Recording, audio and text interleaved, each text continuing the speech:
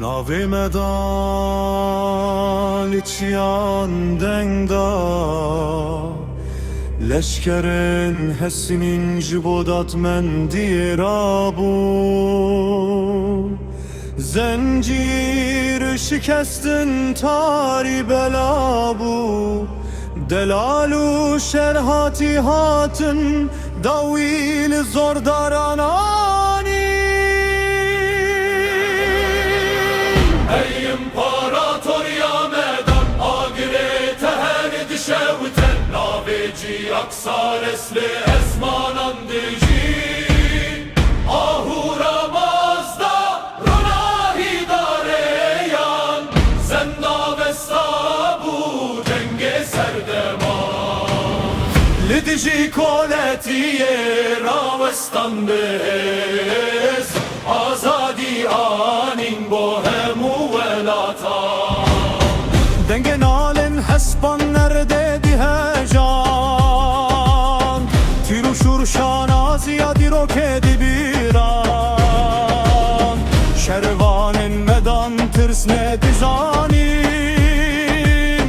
Hestirin bin destanlı erden herin Göksare şah-ı mezin serveri leşkeran Gelayı kırışıkan zencirin zor daran Alaya medan bilin bul serçiyan Rükmen evisil hemu serdeman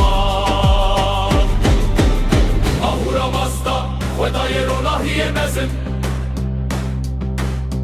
Gazi rastiye dükeci dilin pak Zerdeş tahribi bizimani agir Gencişin ammir ovan rebu şevku hevin Zenda vesta pirtuka piroze Reja rasti udat men diye tedeye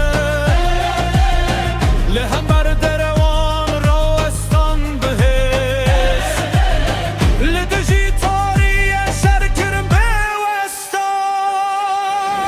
Ey imparator ya medan agire teher dişevdim Naveci aksar esli ezmanan dici Ahura mazda ronahi dareyan Zenda vesta bu denge serdeman Lidiji koletiye ravestan behez Azadi anin bohemu velata